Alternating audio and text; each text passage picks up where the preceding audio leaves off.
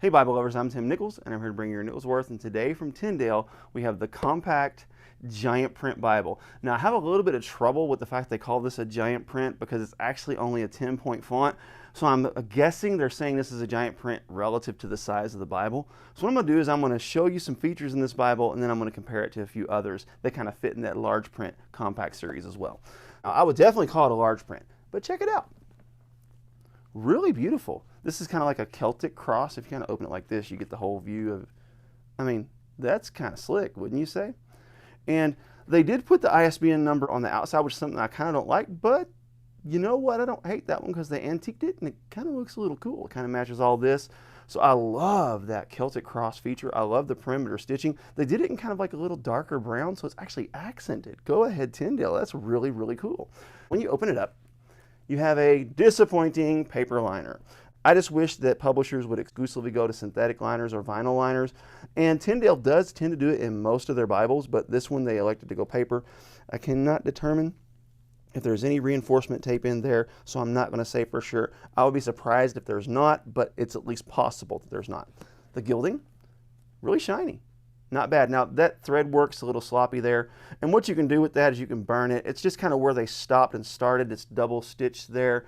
So sometimes in mass-produced Bibles that can be a bit of a sloppy process, and that's what you have right here. Gilding looks pretty good. It's a little bit wavy, and there's like little dots and specks here and there, but again, this is a mass-produced Bible, and they do their best to crank them out and make them look as good as possible, and I think Tyndale does a really good job. So when you open it up, this is a double column Bible.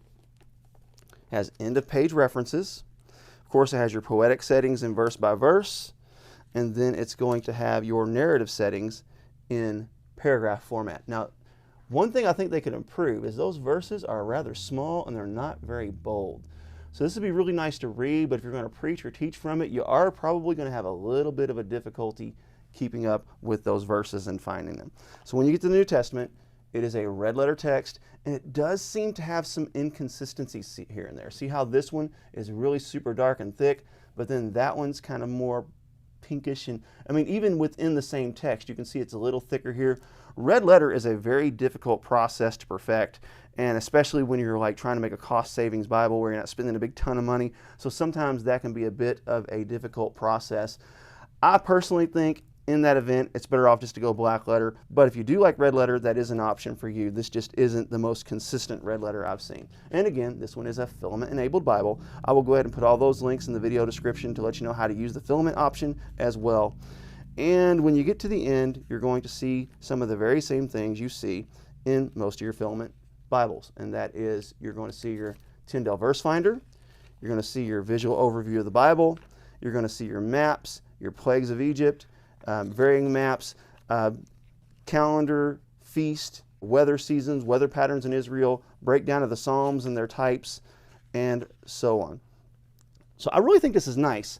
My issue is I don't believe this is a giant print, and I'm going to show you why. Okay, this is a large print CSB compact, and you can see this is quite a bit larger. So if this is a large print, this is certainly not a giant print. The reason I think they called it giant print is relative to the size, because this is, I mean, quite a bit smaller. So you're getting a pretty good size font. You're getting a 10-point font on a really small footprint, so that's not bad at all. Now when we move into the Lockman 2020 compact, this one is a 9-point font. Now you can see they crammed a lot more text on there. This is single column. This is a lot more crowded. This is probably going to be a lot more readable and a lot more manageable, especially like double column. So you can see this font is larger. So it definitely is a 10-point font. It's a true 10-point font, but I wouldn't call it a giant print. Then finally, the KJV Clarion from Cambridge. This is also a single column. This one has just a shade under a 9-point font. It has some good leading space that gives it the appearance of being larger, but as you can see, it doesn't look to be too much smaller than this one here. So this is, I'm going to say this is definitely a genuine 10-point font, but I'm not going to be comfortable calling that a giant print. I think a giant print has to be above a 12 or 12 or larger. And a 10-point font, I'm not comfortable calling it a giant print. I am very comfortable calling this a large print compact. And it's a very nice large print compact. Now, if you want a giant print, check out my video on the super giant print that they put out in the Filament as well.